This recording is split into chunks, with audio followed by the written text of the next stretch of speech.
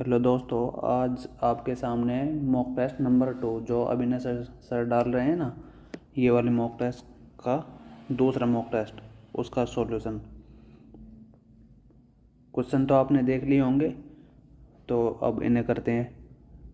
ये क्वेश्चन दिख रहा है एक्स रूट इतना, ये है। अब इस सवाल को करने के हैं ना, दो तरीके हैं वैसे तो। अब जैसे आप ये समझो, आप बैठे हो पेपर में। अब पेपर में तो बैठे हो, लेकिन वहाँ पर प्रेशर भी है, सब कुछ भी है। पेपर का प्रेशर है, घर वालों का भी प्रेशर है, ऊपर से उसका भी प्रेशर है हैं। अब यदि आप लग जाओगे इसका स्क्वायर करने में, क्योंकि एक्स तो है रूट में, तो फिर स्क्वायर करोगे एक्स का तो तभी तो रूट हटेगा, फिर तो लग जाएगी बहुत देर। दूसरा तरीका है इसका ऑप्शन से जाने का। अब जैसे आप देखो कि किसी भी चीज़ ये दे रखा है, ये वाली इक्वेशन का और ये वाली इक्वेशन ऐड हो रही है। जैसे आप एग्जांपल समझो, ये रूट 2 है और ये रूट 2 है। अब बराबर में क्या आएगा, 2√2। लेकिन रूट 2 तो अभी भी यहाँ पर है। अब यहाँ पर कोई ऐसी संख्या आ रही है जिसका रूट हट रहा हो, मतलब कोई स्क्वायर संख्या आ रही होगी यहाँ पर, और यहाँ पर भी कोई स्क्वायर संख्या आ रही होगी, तभी तो यहाँ पर नॉर्मल नंबर आ रहा है 13/6। तो ऐसे हम पहले ऑप्शन को फिल करके देखेंगे। एक्स का मान 5/13 रखने पर ये रख दिया हमने, रूट के 5/13 अपॉन 1 माइनस 5/13। 13 माइनस 5 8/13, ये उल्टा हो जाएगा 13/8। 13 कट जाएगा, लेकिन रूट नहीं हटेगा, तो ये ऑप्शन तो होगा नहीं। सी ऑप्शन पुट करके देखते हैं। एक्स का मान होगा 9/13 अपॉन 1 माइनस 9/13। 13 माइनस 9 4/13, ये ऊपर जाएगा, उल्टा हो जाएगा, ये हो जाएगा 13/4। 13 से 13 कट जाएगा, इसका आएगा 9/4। अब इसका ये रूट में है, बाहर निकलेगा तो ये हो जाएगा 3/2। अब ये ऑप्शन इसका आंसर हो सकता है। अब ये तो है x अपॉन 1 माइनस एक्स, लेकिन ये इसका उल्टा है, तो इसका सेम ऐसे ही आ जाएगा। 9/13 रखने पर इसका आ जाएगा 2/3। इनको ऐड करने पर 2 3 6, 2 3 3 3 9 प्लस 4 बराबर 13/6। इक्वेशन और ऑप्शन फुलफिल हो रही है, तो सी ऑप्शन इस सवाल का आंसर होगा। अब दूसरा तरीका तो ये भी है इस सवाल को करने के लिए कि आप इसका स्क्वायर करो। जैसे बन जाएगा x plus 1 minus x plus 1 minus x upon x, ये फिर plus 2 into a square plus b square plus 2ab। अब रूट और रूट, दो रूट मल्टीप्लाई होंगे तो रूट हट ही जाएगा, और ये क्रॉस मल्टीप्लाई होगी, मतलब वैसे ही मल्टीप्लाई होगी तो एक्स से एक्स कट जाएगा, और 1 माइनस एक्स से 1 माइनस एक्स कट जाएगा। फिर यहाँ पर तो आ जाएगा 2, और 13 का स्क्वायर, 13/6 का स्क्वायर 159/36। 2 इधर को माइनस हो जाएगा, ये यहाँ से हटकर 36 दूनी 72, ये 169 में से 72 जाएंगे तो ये होंगे 97/36, और इसका एलसीएम आ जाएगा x 1 minus x, 1 minus x x square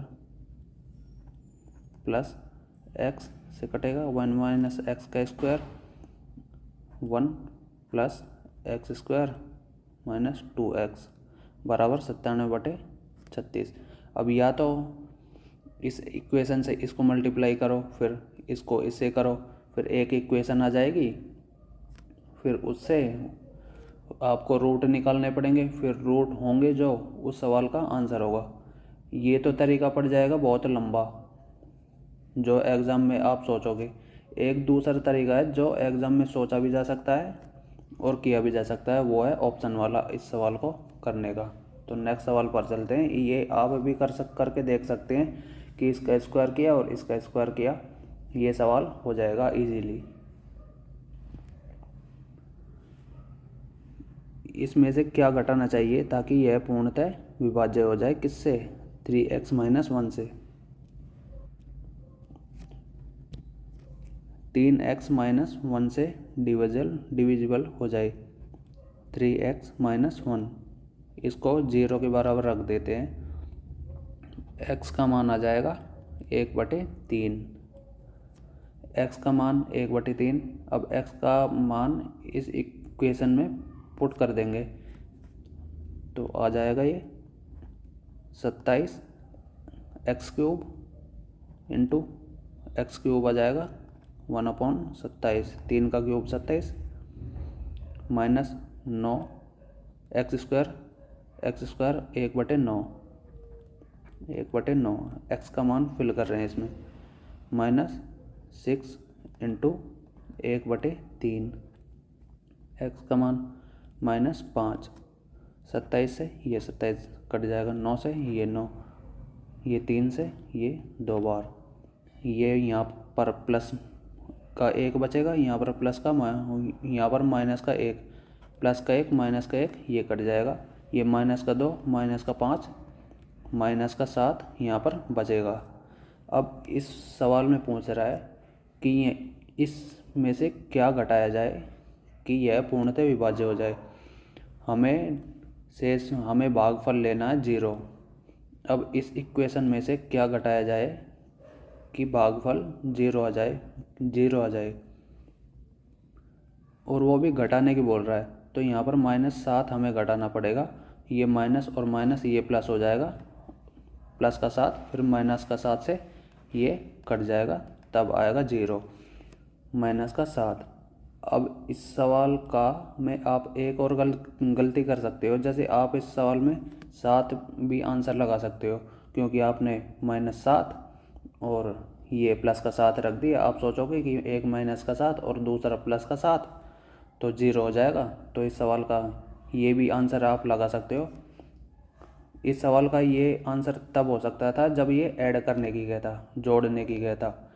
जब -7 तो ये है और जोड़ने की कहता तो +7, तब इस सवाल का तब भी 0 था। लेकिन क्या है, जब ऐड करने की कहता ये, तो भी इस सवाल का आंसर हो जाएगा। नेक्स्ट सवाल आपके सामने। एक अधूरे खंभे के आधार से इतने मीटर की ऊंचाई दूरी पर स्थित बिंदु पर उसके शीर्ष का उन्नयन कोण 30 डिग्री है। यदि बिंदु पर उन्नयन कोण 45 डिग्री हो तो खंभे को कितने मीटर की ऊंचाई तक उठाना होगा? ये सवाल है। जैसे यह चित्र बढ़िया ना बनता बस।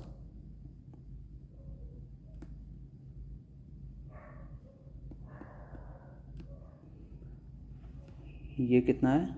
150 मीटर दूर, खंभे से 150 मीटर दूर। उन्नयन कोण कितना है? 30 डिग्री। अब ये कह रहा है अधूरा खंभा है यहाँ से यहाँ तक। अब ये कह रहा है इसको कितना और ऊंचा बढ़ाया जाए कि ये एंगल हो जाए 45 डिग्री, टोटल 45 डिग्री एंगल हो जाए। 30 के सामने क्या होता है? 1। 60 के सामने क्या होता है? √3। ये कितना डिग्री का एंगल? 60 का। ये टोटल 45 का, तो ये टोटल 45 का, ये भी 45 डिग्री का एंगल। ये तो है ही 90 डिग्री का। √3। अब ये 45 के सामने √3 और इस 45 के सामने √3। एक तो है यहाँ से यहाँ तक की वैल्यू, और √3 वैल्यू आएगी ऊपर से नीचे तक की वैल्यू। √3 हमसे पूछ रहा है √3 - 1, ये वाली वैल्यू पूछ रहा है। ये दिख रहा है कि खंबे को इतना ऊपर उठाया जाए, ये यहाँ से यहाँ तक। अब कर लेते हैं इसे। √3 - 1, √3 का मान होता है 1.73, 1.732, टू तो क्या लगाएं, खैर। √3 का मान 1.732, ये पूरे में से एक घटाया -1, इसकी लंबाई आएगी छोटे से की 0.73। अब 100 √3 की वैल्यू दे रखी है 150 सवाल में। 150 बटे √3 की वैल्यू क्या होती है 1.73 मल्टीप्लाई 1 की वैल्यू आ जाएगी, और हमें निकालने किसकी है 0.73 की, 0.73 गुणा 0.73। पॉइंट से ये 2 0 पॉइंट ये कट जाएगा, 2 पॉइंट से 2 पॉइंट कट जाएगा नीचे से ऊपर तक। अब इसको मल्टीप्लाई कर लेंगे और इससे डिवाइड कर लेंगे। ये बैठेगा 15 × 3 = 45, 15 × 7 = 105 और 109।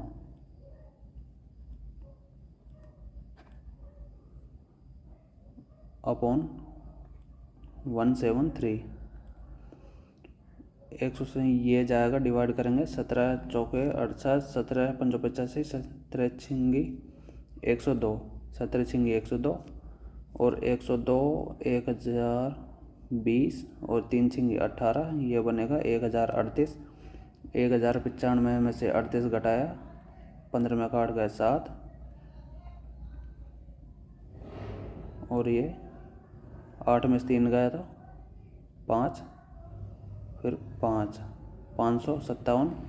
17 173 का भाग दिया 557 में, 17 34, 17 30 51, ये जाएगा 3 बार, तो 63 पॉइंट कुछ इस सवाल का आंसर हो जाएगा डी ऑप्शन, 63.4 मीटर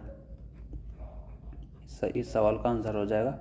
हमसे बस डिस्टेंस यही पूछ रहा है ऊपर की।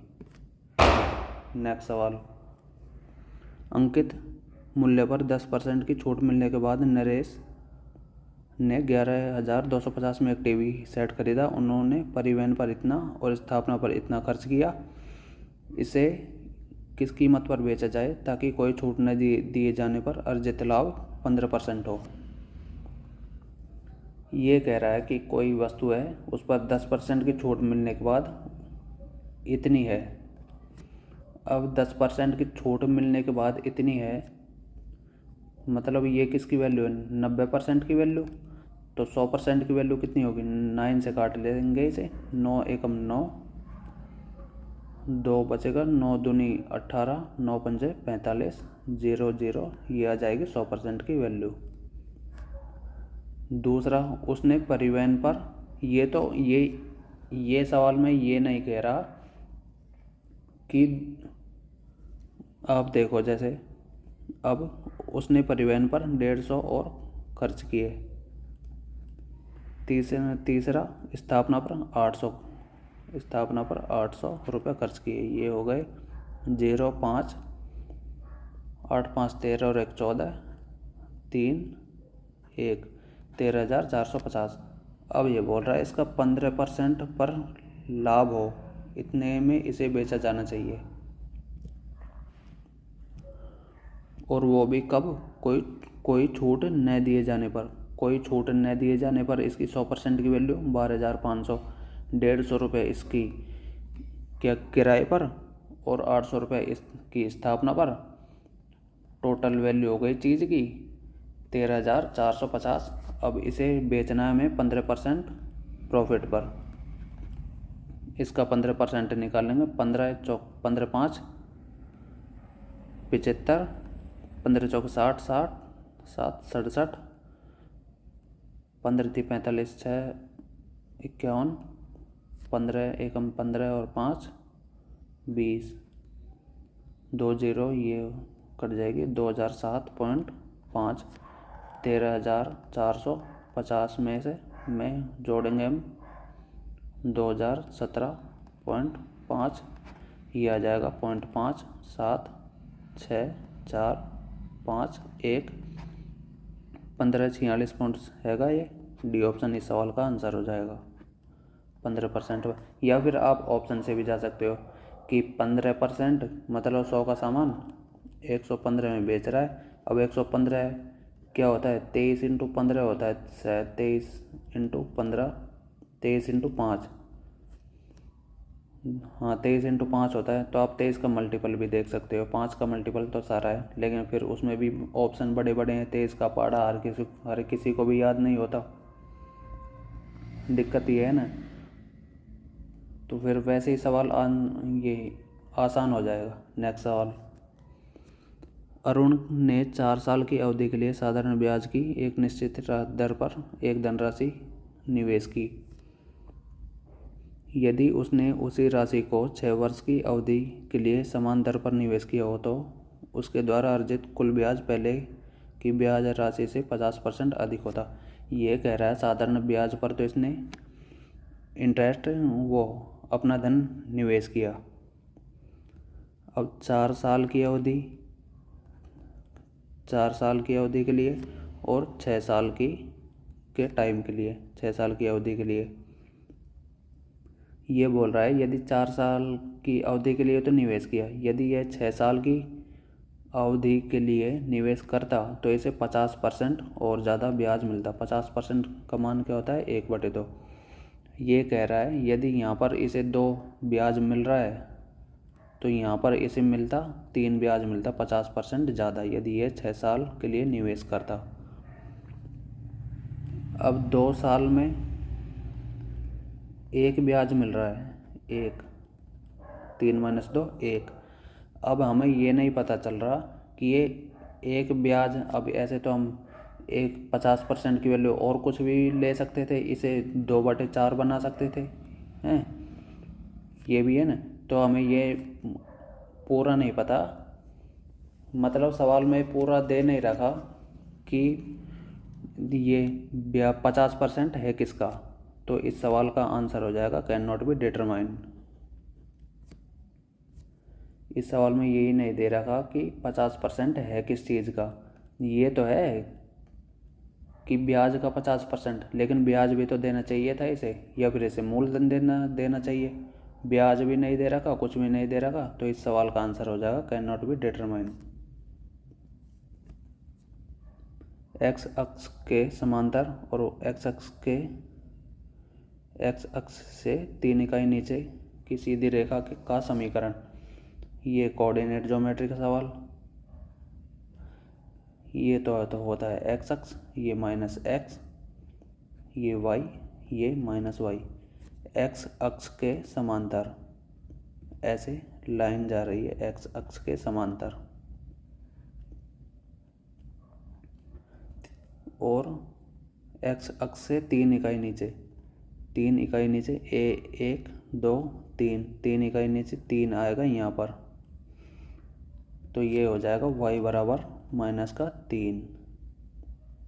कोऑर्डिनेट ज्योमेट्री का सवाल है, y बराबर -3। ऊपर आता तो y बराबर 3, लेकिन इसने बोला है 3 इकाई नीचे एक्स अक्ष के समांतर, और वो भी नीचे की ओर। तो अगले सवाल पर चलते हैं। -3 इस सवाल का आंसर हो जाएगा, D option. sin x² cos x² -1 x के कितने मान संतुष्ट हैं।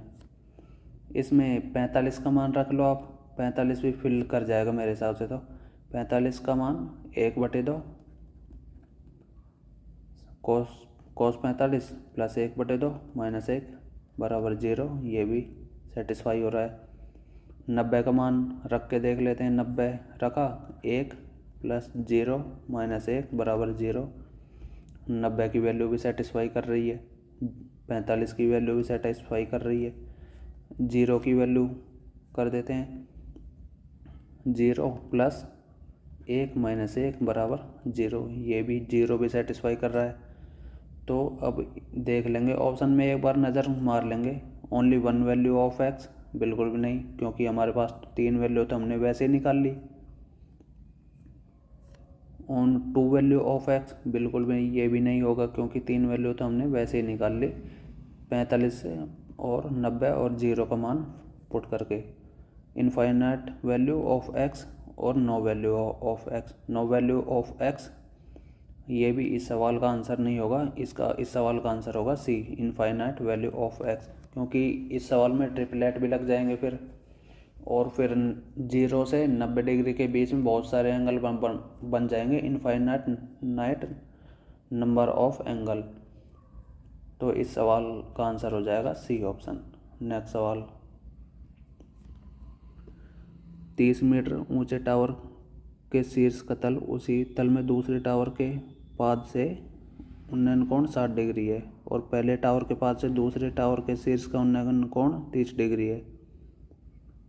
दोनों टावरों के बीच की दूरी मीटर में छोटे टावर की ऊंचाई से कितना गुना है, एम। मीटर कितने गुना है, एम किसके बराबर है।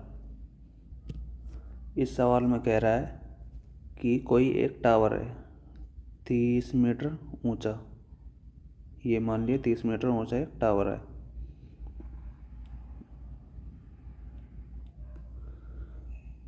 इसके शीर्ष का उसी तल में दूसरे टावर के पाद से उन्नयन कोण 60 डिग्री है, और ये कोई एक दूसरा टावर है।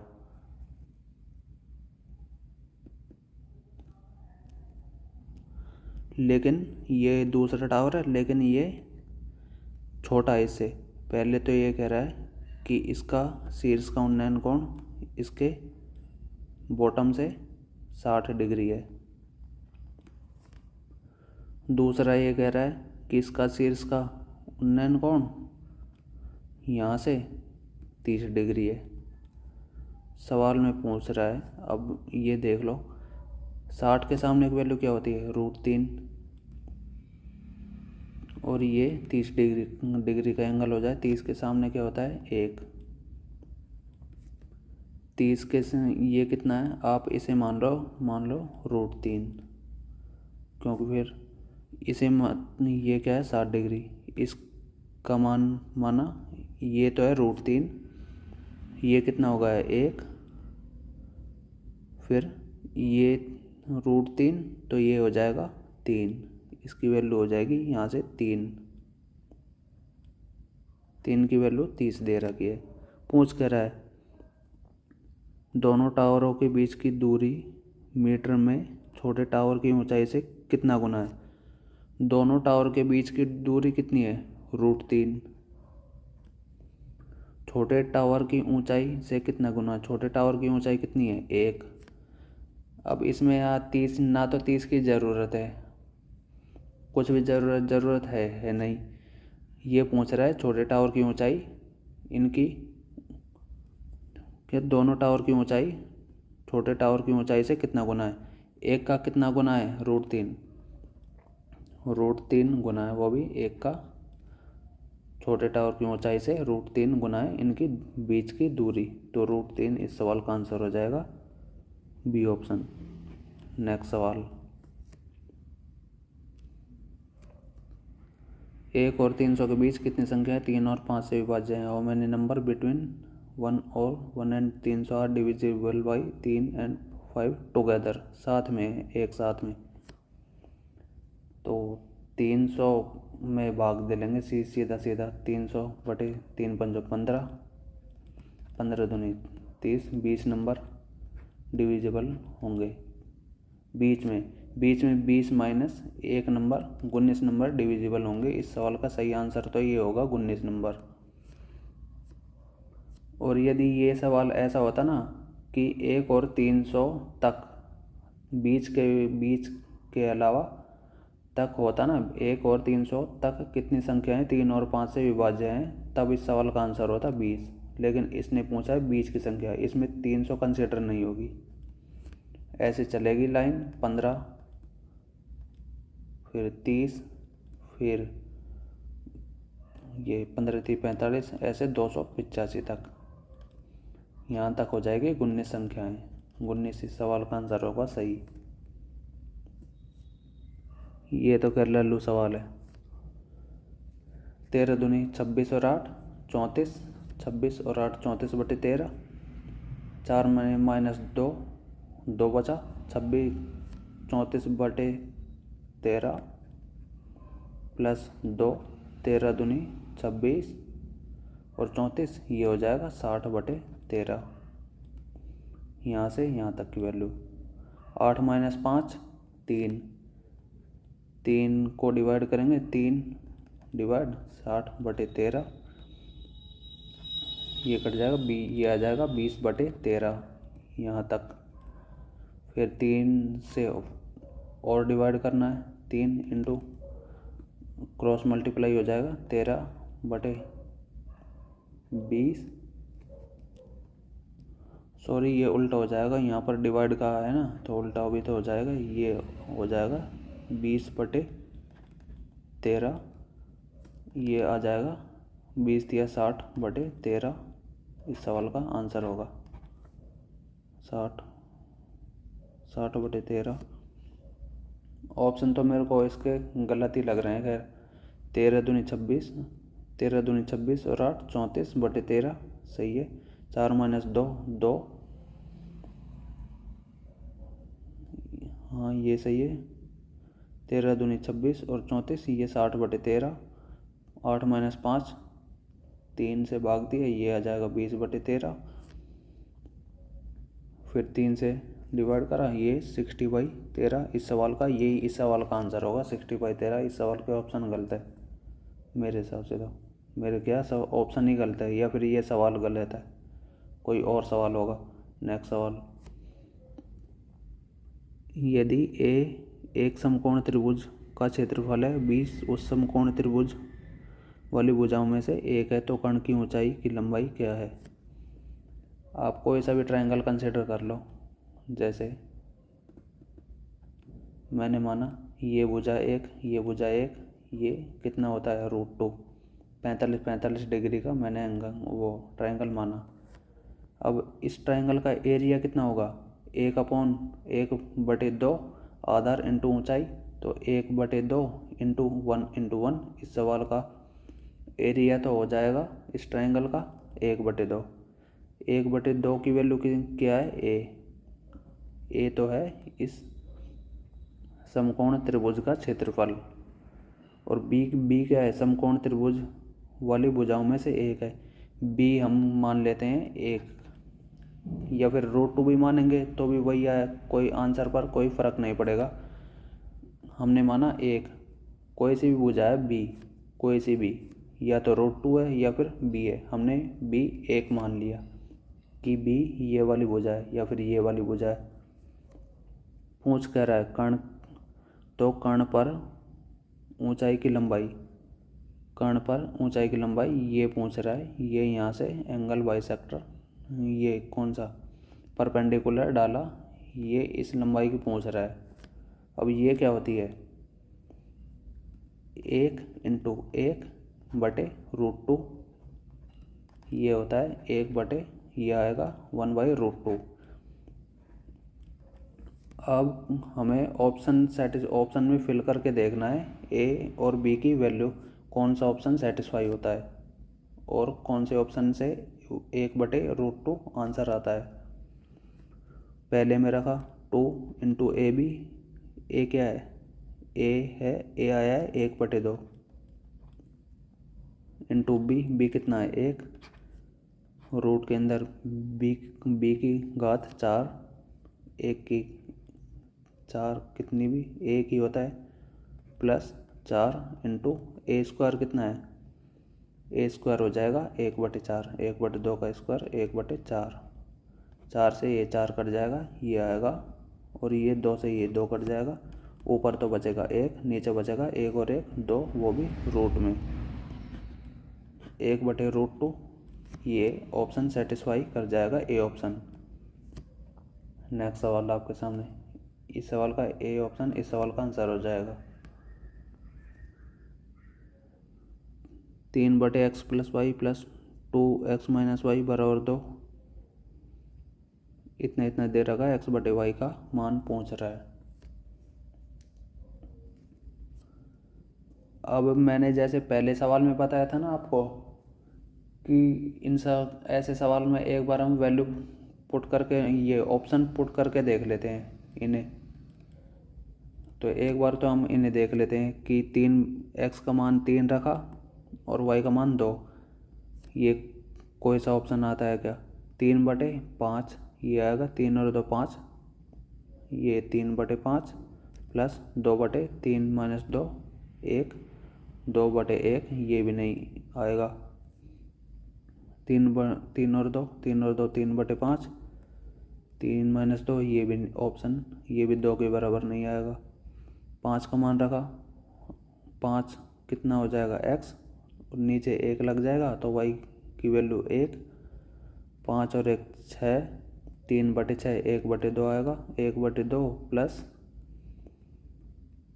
5 माइनस 1 4, 2/4 1/2, 1/2 और 1/2 ये आएगा 1, ये भी ऑप्शन नहीं होगा, और ऐसे ही ये भी ऑप्शन नहीं होगा। तो अब इस सवाल में क्या करेंगे, पहले तो हम ले लेंगे एलसीएम इसका, और इसका एलसीएम का क्या आएगा, एक्स प्लस वाई और एक्स माइनस वाई मल्टीप्लाई होंगे तो ये बन जाएगा x² माइनस वाई स्क्वायर। ऊपर बचेगा, ऊपर आएगा x प्लस वाई कट जाएगा, x minus Y 3x minus 3y, ये प्लस में है, प्लस माइनस से कट जाएगा, प्लस वाला आएगा 2x प्लस 2y। 3 और 2 5x, ये कितना दे रखा है 2, 3 और 2 5x, 3 minus 2y y upon x² y² इधर को मल्टीप्लाई होगा, ये हो जाएगा 2 इंटू x² माइनस y²। दूसरी इक्वेशन दे रखी है, इसका एलसीएम ले लेंगे, वही आएगा x² minus y², x plus Y X minus Y multiply होंगे तो x² minus y², x plus Y X minus Y बचेगा 9x minus 9y minus x minus Y X plus Y 4x plus 4y बराबर कितना दे रखा है 1। 9x minus 4x ये आ जाएगा 5x minus 9 minus 4 minus का 13y, 13y, ये x² minus y² इधर को मल्टीप्लाई होगा तो ये हो जाएगा x² माइनस y², यही आ जाएगा।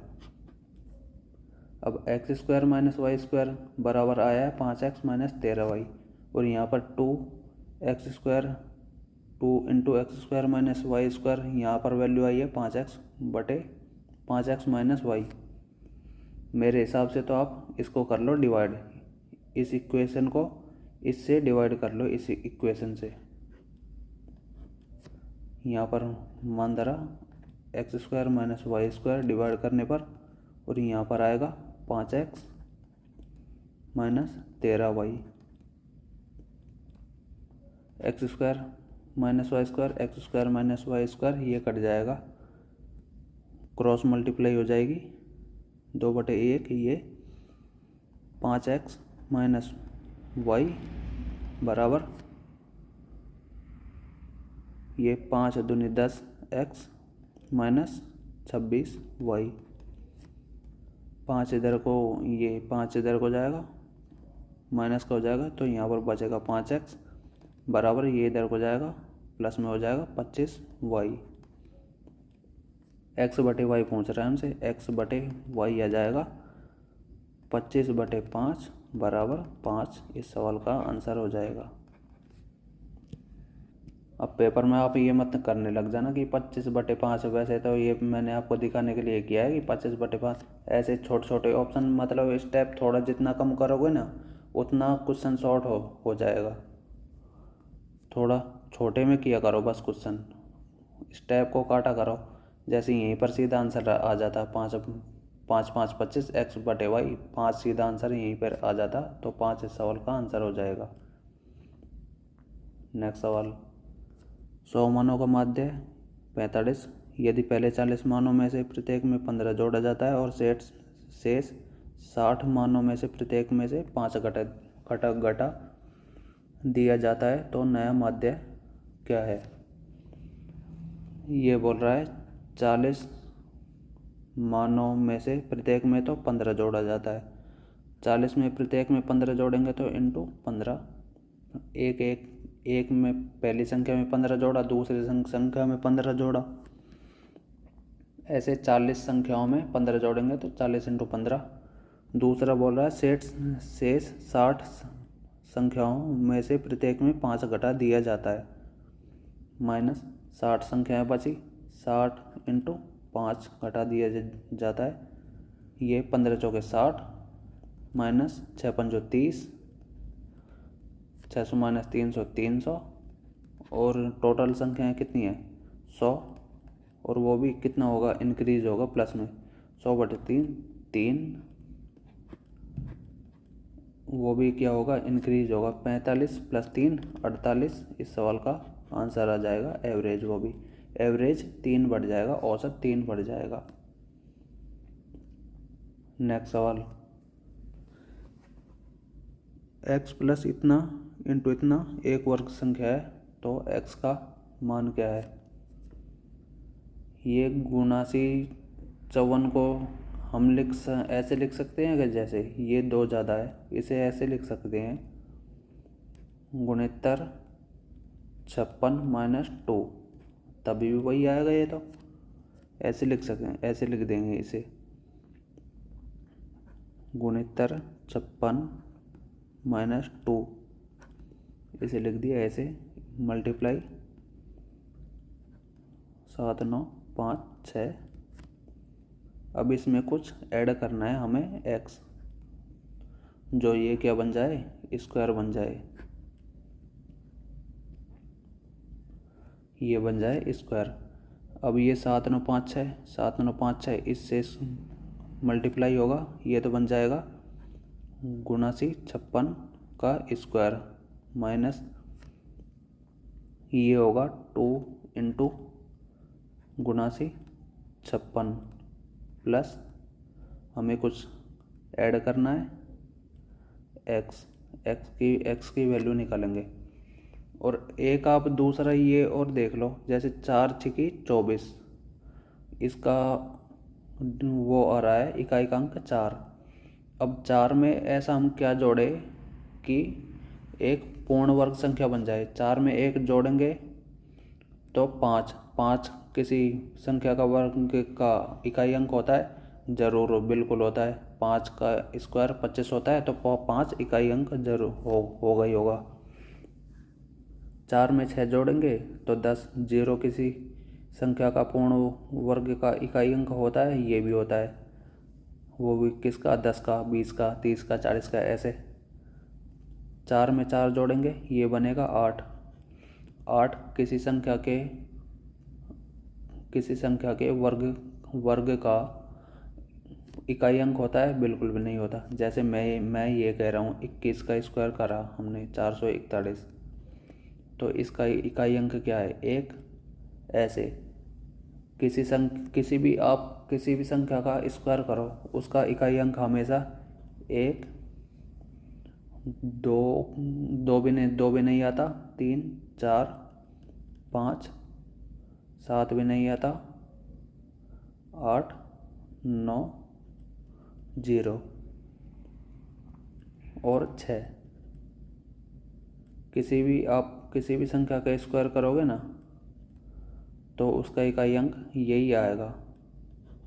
ऐसे 8, इसका इकाई अंक 8 होगा, ये भी इस सवाल का ऑप्शन नहीं होगा। 9 और 4 13, ये भी इस सवाल का ऑप्शन नहीं होगा। सी और डी ऑप्शन तो कट जाएंगे। अब आप ये देख लो कि x का मान पहले तो हम 1 पुट करके रखते हैं, x का मान रख दिया हमने 1। अब ये बनेगा गुणासी 56 का स्क्वायर, और ये यदि 1 के ऊपर स्क्वायर लगा दिया जाए तो ये 1 का स्क्वायर बन जाएगा, और -2 इंटू ए बी, ये ऐसे नहीं दिख रहा आपको, 1 माइनस ना a माइनस बी का स्क्वायर नहीं दिख रहा आपको, जैसे a स्क्वायर माइनस ना a square plus b square minus 2ab। ऐसे ये सेम ऐसा दिख रहा है, ए स्क्वायर गुणा से 56 का स्क्वायर, बी स्क्वायर एक का स्क्वायर माइनस 2ab, 2 इंटू एक गुणा से 56, बी कितना है 1 इंटू एक को तो किसी से मल्टीप्लाई करो वही संख्या आती है, तो ये स्क्वायर बन जाएगा, तो ए की इस सवाल का आंसर हो जाएगा सही। नेक्स्ट सवाल, जैसे ये स्क्वायर बन जाएगा ए माइनस बी का स्क्वायर, सेम ए इस सवाल का आंसर ऐसे होगा। नेक्स्ट सवाल, आज की वीडियो तो और ज़्यादा लंबी होती दिखे।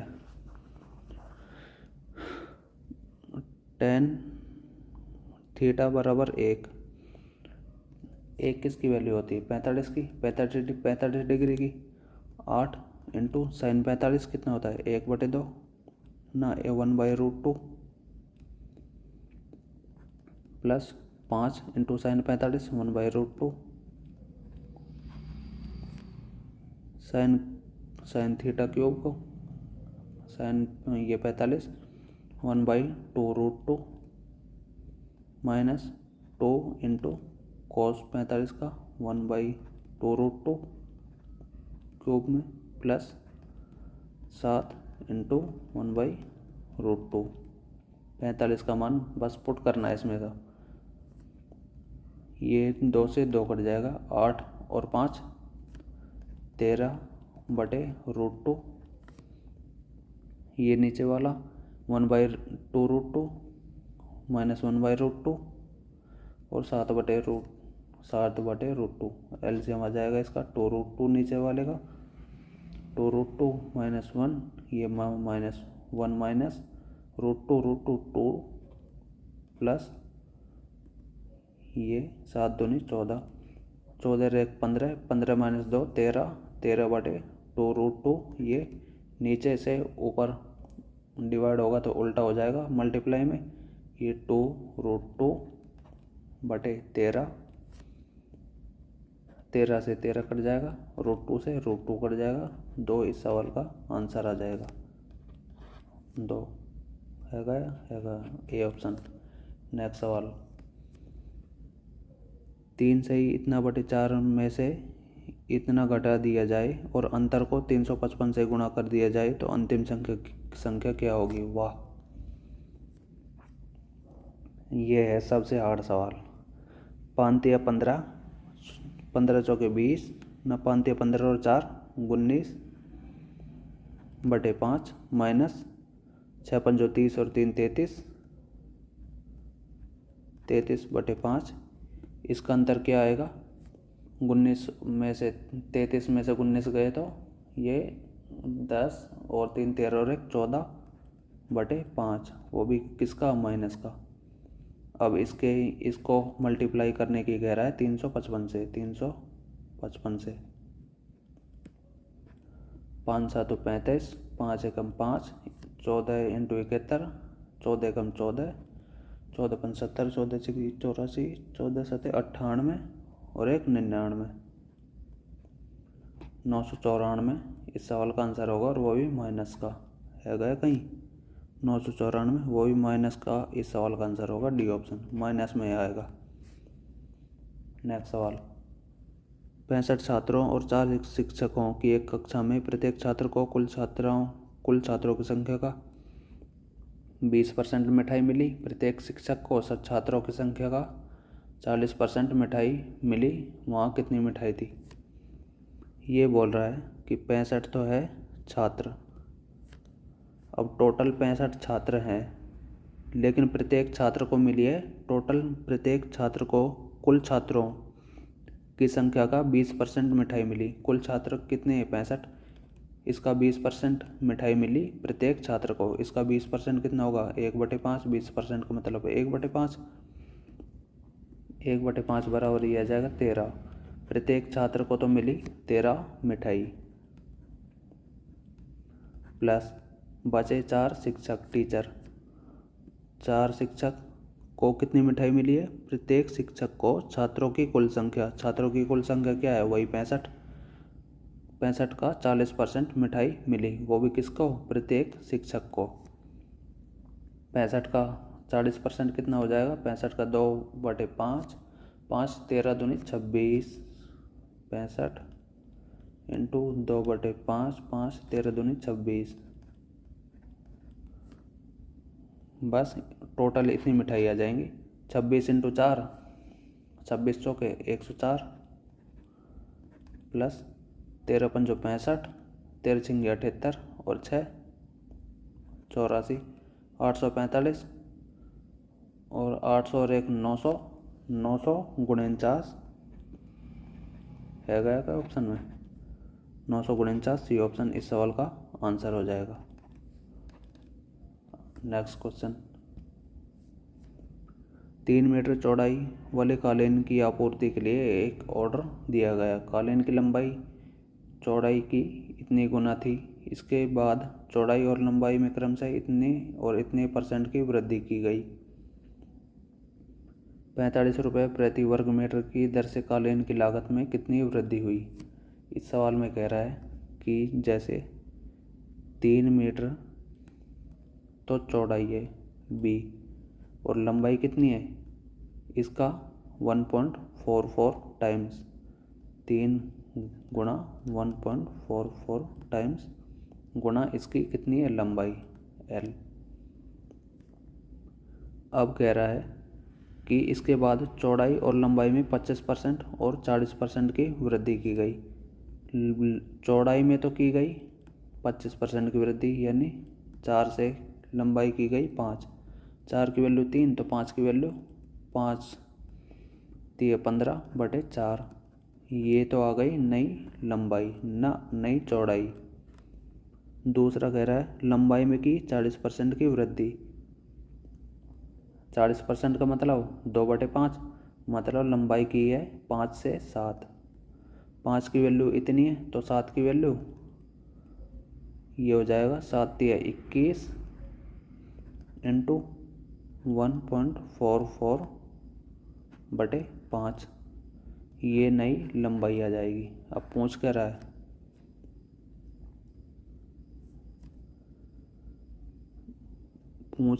इसके बाद इतनी इतनी कर दी गई।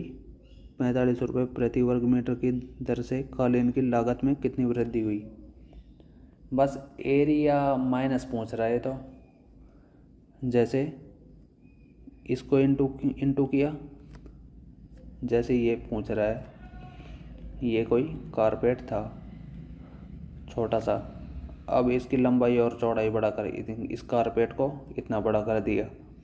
अब इस कारपेट का एरिया और इस कारपेट का एरिया, इनका अंतर पूछ रहा है बस। जैसे इस कारपेट का एरिया 100 आया और इस कारपेट का अंतर 40 आया तो इसका अंतर पूछ रहा है बस 60। ऐसे ये इस सवाल में पूछ रहा है।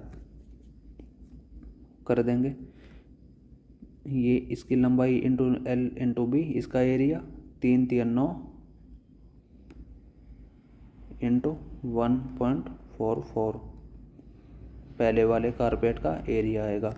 दूसरे वाले कारपेट का एरिया आएगा एल इंटू बी 15/4, 15/4 इंटू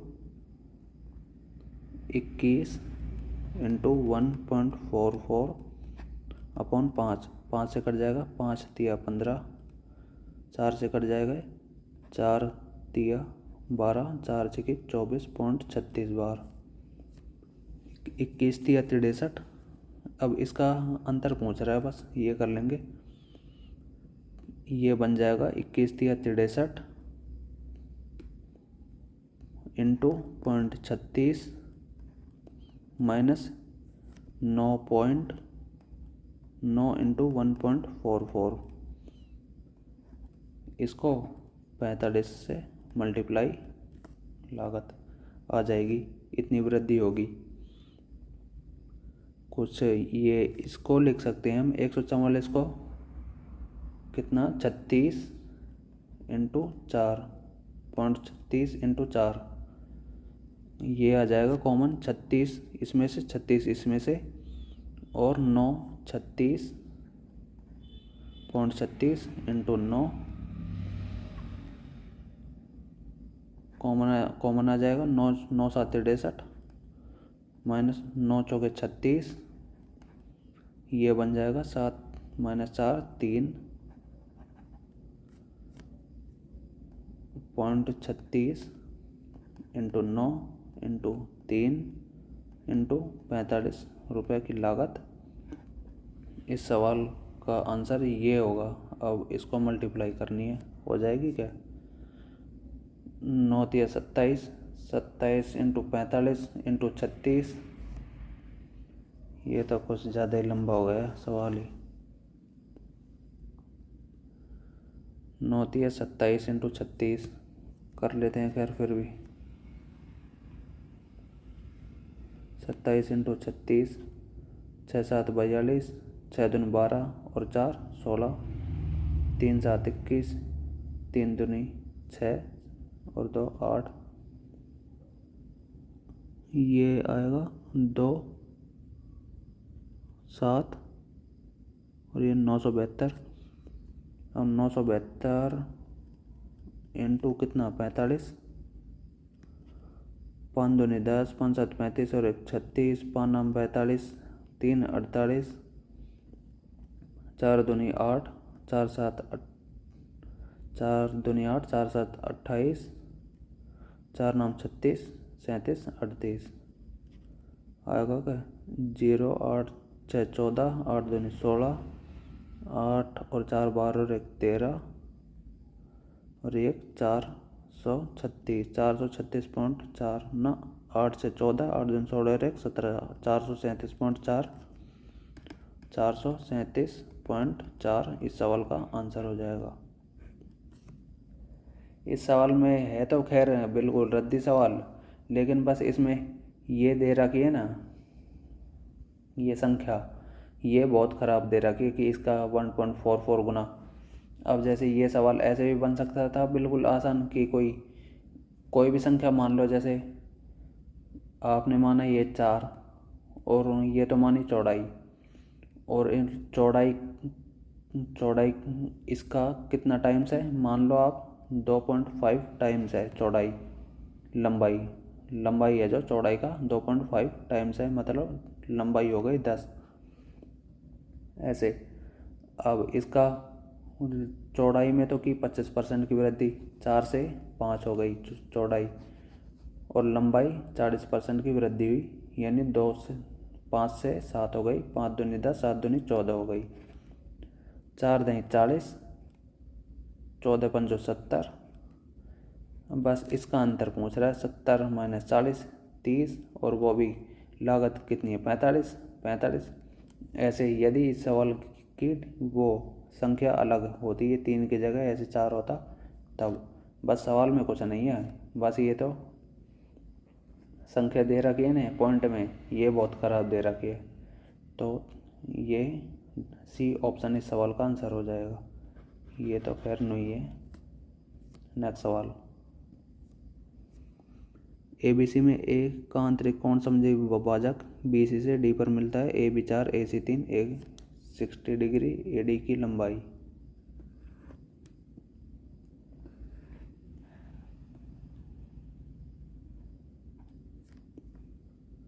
ये A, ये B, ये C।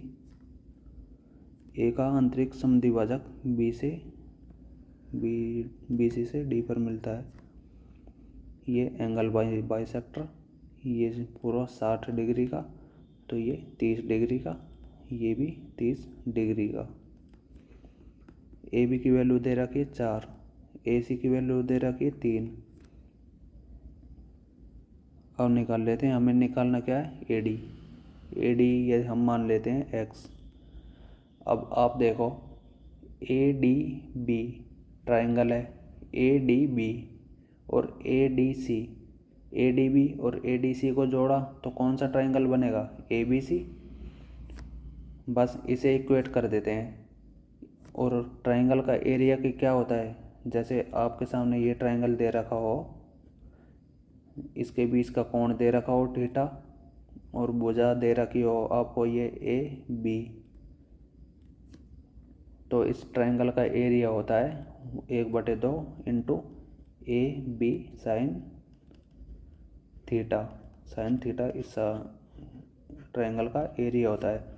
बस ऐसे इसका एरिया निकाल कर, इसका एरिया निकाल कर इन दोनों को इस बड़े वाले ट्रायंगल से इक्वेट कर देंगे। ये 1/2 तो सब में आएगा ही आएगा, तो ये बनेगा 4 इंटू एक्स साइन 30 की value 1/2 plus 3 into X sine 30 की वैल्यू 1/2। ए बी डी और ए डी सी को इक्वेट कर दिया, ये बन जाएगा कौन सा triangle, A B C. A B C का एरिया कैसे निकलेगा, वही 1/2 तो सब में आएगा ही आएगा, वो तो हमने लगाया नहीं। फिर 4 into 3 A B into sine theta. Sine theta क्या दे रखा है, पूरा 60 डिग्री। साइन 60 क्या का वैल्यू क्या होता है, √3/2। 2 से ये कट जाएगा, 2 बार ये आ जाएगा 3 दूनी 6 √3। 6√3 तो ये आ जाएगा ना। हाँ, या फिर आप ऐसे कर लो, ये 2 से ये 2 गया और ये 2 गया, यहाँ पर बचा 4x, यहाँ पर बचा 3x। 4x और 3x 7x की वैल्यू 4 × 12 √3। 4 × 12 √3, तो x की वैल्यू आ जाएगी 12 √3/7। इस सवाल का आंसर हो जाएगा। बस एरिया इक्वेट करना था। नेक्स्ट सवाल, एडी व्यास वाले अर्धवृत्त पर बीसी जीवा के समांतर होती है। इसके अलावा ए बी सी डी की लंबाई 2 है। ए डी बी सी इतना है, बी सी की लंबाई बी सी फाइंड करना है।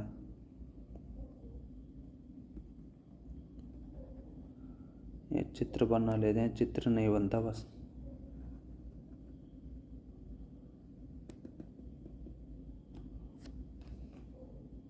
हो चंचल,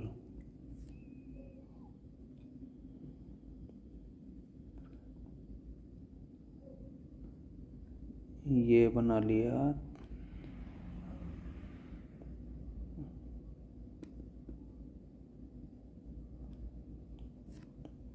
बढ़िया, ये ए, ये B C D, A B C D. A D अर्धवृत्त पर ये तो व्यास है और ये है जीवा। देख क्या रखा है, एडी की लंबाई 8, एडी की लंबाई 8 और बी सी, ए बी और सी डी की लंबाई 2 है। ए बी और सी डी की लंबाई 2 है। फाइंड क्या करना है, बी सी की लंबाई, इसकी लंबाई, बी सी की लंबाई फाइंड करनी है। इसके बराबर में ऐसे परपेंडिकुलर डाल दिया जाए।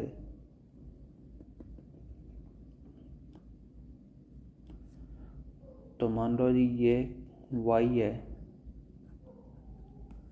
तो ये भी y होगी।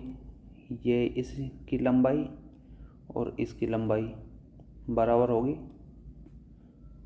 होगी ना, क्योंकि ये इसके समांतर है, बराबर हो जाएगी।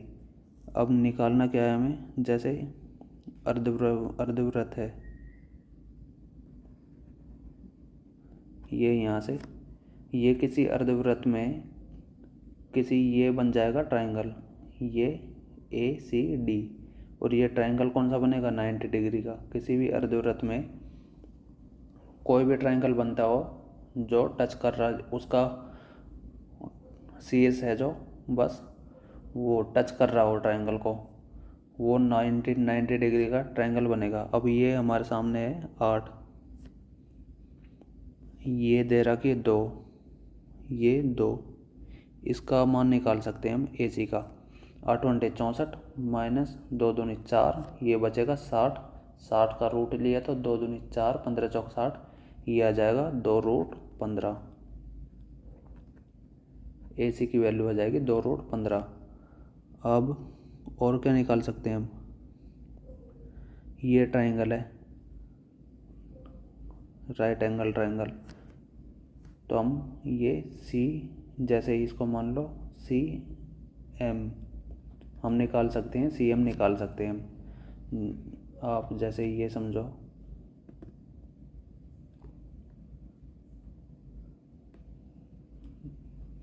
ये 90 डिग्री का ट्रायंगल है, तो आपको ये निकालनी है, ये फाइंड करनी है, ये ए बी सी, और आपको ये फाइंड करनी है ये क्या होती है, ए इंटू बी अपॉन सी।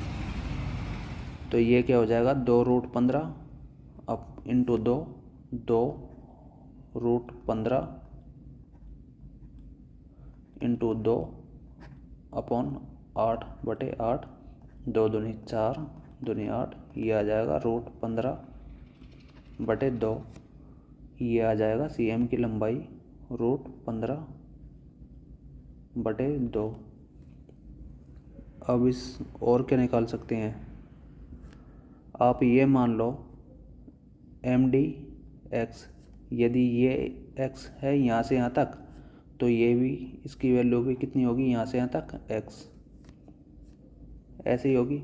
फिर 8 में से इस x को और इस x को घटा लेंगे तो इसकी वैल्यू मिल जाएगी, इसकी वैल्यू मिल गई तो ये और ये तो है ही बराबर, वाई वाई ऊपर नीचे।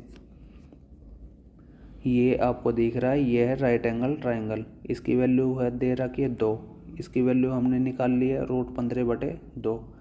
एम डी, तो एम डी की वैल्यू हम निकाल सकते हैं वैसे ही प्रॉपर्टी लगाकर, 2 दूनी 4 माइनस ये हो जाएगा 4 माइनस √15 का स्क्वायर 15/4, 4 चौक 16 माइनस 15, 1/4, 1/4 का रूट 1/2, एक्स की वैल्यू आ जाएगी यहाँ से 1/2। यदि एक्स यहाँ पर 1/2, तो यहाँ पर भी एक्स कितना होगा, 1/2। अब 8 में से 1/2 और 1/2 हट जाएगा तो ये बचेगा 7, ये बच जाएगा, इसकी वैल्यू हो जाएगी 7, इसकी वैल्यू 7 हो जाएगी तो ये भी हो जाएगा 7। तो 7 इस सवाल का आंसर हो जाएगा। नेक्स्ट सवाल। आज की वीडियो हो गई भाई लंबी, बढ़िया। एक निश्चित संख्या को उसके गुणनखंड से भाग देकर इतना से विभाजित किया जाता है, भागफल इतना है। पहला शेषफल 4, दूसरा 6, तीसरा 10 संख्या ज्ञात कीजिए। गुणनखंडों से भाग देकर डिवाइड किया जाता है। 385 क्या होता है, ये होता है 5 × 7 × 11। ये बोल रहा है कि हमने पहले 5 से भाग दिया। अब कोई संख्या मान लो x है, अब x में आप 5 से भाग दोगे, 5 से डिवाइड करोगे, तो मान लो वो गया x में y टाइम से गया,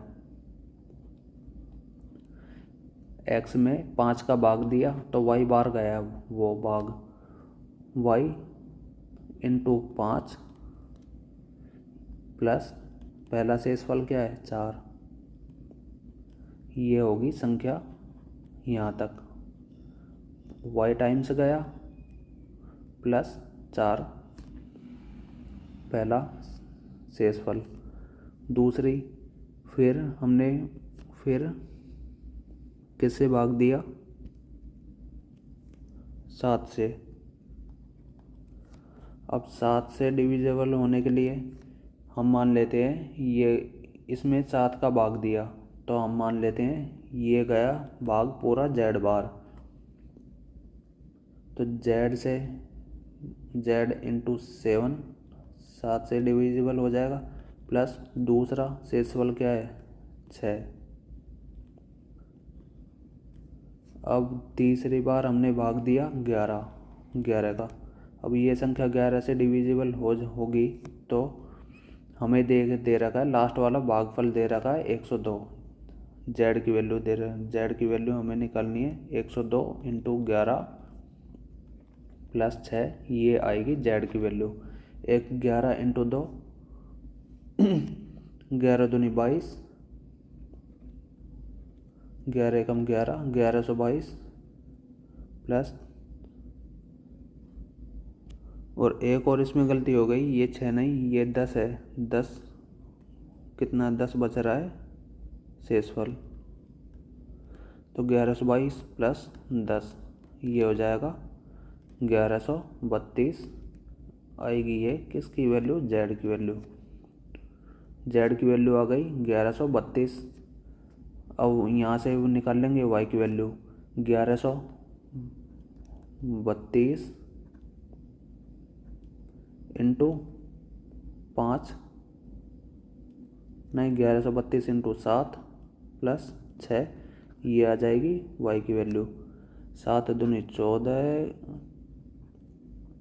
7 21 और 1 22, 7 एकम 7 और 1 8, 7 एकम 7 प्लस 6 ये आ जाएगी 78 30, 78 30 आ जाएगी वाई की वैल्यू। एक्स की वैल्यू निकाल लेंगे।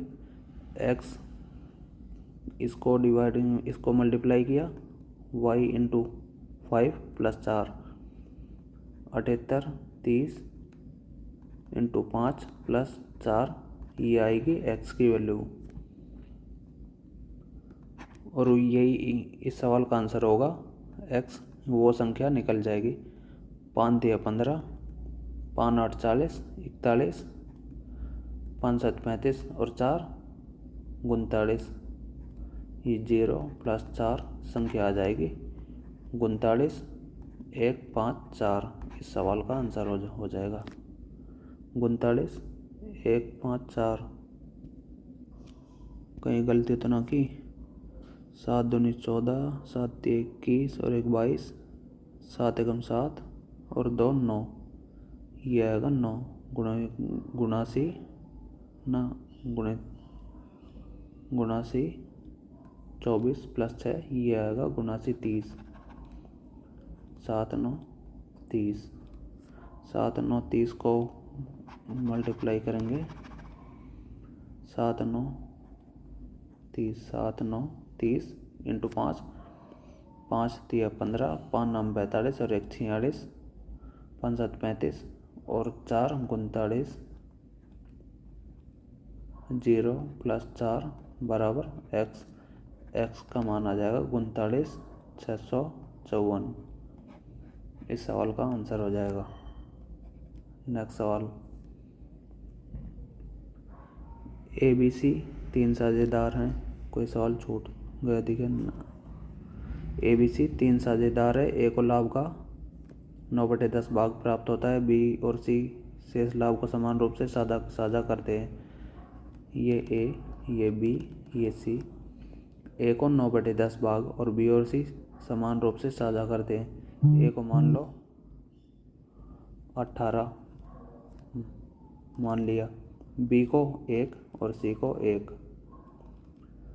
अब मान तो 9 भी सकते हैं, लेकिन फिर 1 को डिवाइड करेंगे बी और सी में बराबर बराबर, तो 0.5 और 0.5 आएगा। फिर 0.5 को वो पॉइंट लाना भी क्यों है, तो इसलिए 2 से मल्टीप्लाई कर लिया।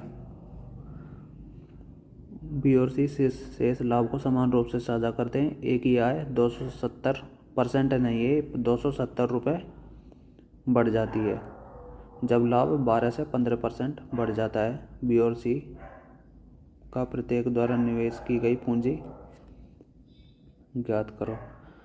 अब इसका ए का लाभ बढ़ रहा है 12 से 15%, 12 से 15% बढ़ रहा है, तो लाभ बढ़ कितना रहा है 3%।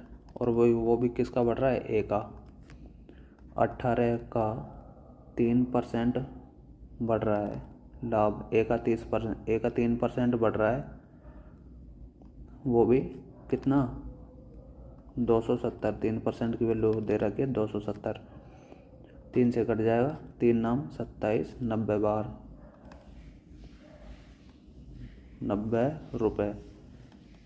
1% की वैल्यू 100% की वैल्यू आ जाएगी, मतलब 100% कितना, ए की वैल्यू आ जाएगी 9000। ए ही 100% है और 100% ही ए है। पूछ कर रहा है हमसे बी की वैल्यू। बी ने कितना निवेश किया, बी और सी ने कितना निवेश किया। बी, ये कितनी किसकी वैल्यू है, 18 की वैल्यू। हमें किसकी निकालनी, 1 की वैल्यू। 18 पंचो 90, 1 की वैल्यू आ जाएगी 500 रुपये। बी और सी ने 500 रुपये इन्वेस्ट किए। एक आदमी आधी यात्रा 4 किलोमीटर घंटा की गति से साइकिल से तय करता है। 1/3 यात्रा 12 किलोमीटर घंटा से, शेष यात्रा 9 किलोमीटर घंटा से घोड़ा गाड़ी चलाता है। इस प्रकार पूरी यात्रा इतने घंटे मिनट में पूरी करता है। यात्रा की लंबाई, आप है ना यात्रा को मान लिया करो, डिस्टेंस मान लिया करो, इनका फैक्टर। जैसे 12 चौके 12 नंबर 108, 108 मैंने मानी टोटल लंबाई है 216, इनका फैक्टर कुछ ऐसा ही। अब पहली यात्रा कितनी है, पहली यात्रा कैसे की है, एक आदमी ने आधी यात्रा तो 216 का आधा 1/108, ये किससे किया है, 4 किलोमीटर घंटा की गति से, 4 किलोमीटर घंटा की गति से। दूसरा 1/3 यात्रा 216 का 1/3, ये होगा 3 7 21, 3 दूनी 6, वो किससे किया है, 12 किलोमीटर घंटा की चाल से, 12 किलोमीटर घंटा की चाल से। और शेष कितना बचा, 108 और 72, 108 और 108 216, 108 में से 72 गया तो 28 और 8 ये होगा 36 बचा। 36 को कैसे इसने किया है, 9 किलोमीटर घंटा की चाल से। टाइम आ जाएगा 4 दूनी 8, 4 7 28 घंटे प्लस 12 छकी 72, 6 घंटे प्लस 9 चौके 36 घंटे, 27, 6 और 4 10, ये आ जाएगा टोटल 37 घंटे। 37 घंटे की वैल्यू सवाल में दे रखी है 6 घंटे 12 मिनट। इसे हम मिनट में वो बना लेंगे।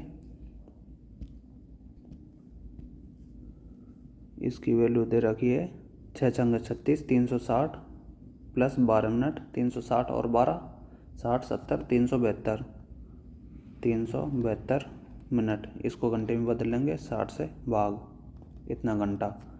37 की वैल्यू दे रखी है 372/60, 37 से कट जाएगा, वैसे पॉइंट में कटेगा ये, वैसे तो 37 एकम 37, ये 10 बार कटेगा 10 पॉइंट कुछ में, लेकिन पॉइंट में ऑप्शन तो है ना, नहीं, ये आएगा 0 से 0 1/6 टाइम्स 1/6 बार। और हमने टोटल डिस्टेंस कितनी मानी, 216, तो 216 का 1/6, 216 का 1/6, 6 3 18, 6 छंगे 36 किलोमीटर, ये आ जाएगी टोटल डिस्टेंस। इस सवाल का आंसर होगा। और आज के सवाल हुए ख़त्म। फिर अब मिलेंगे नेक्स्ट वीडियो में मॉक नंबर 3 में। फिर अभी के लिए बाय। आपको वीडियो और सॉल्यूशन पसंद आए, आपके लिए हेल्पफुल हो तो चैनल को भैया लाइक और सब्सक्राइब ज़रूर करें। अगले मॉक में मिलते हैं फिर।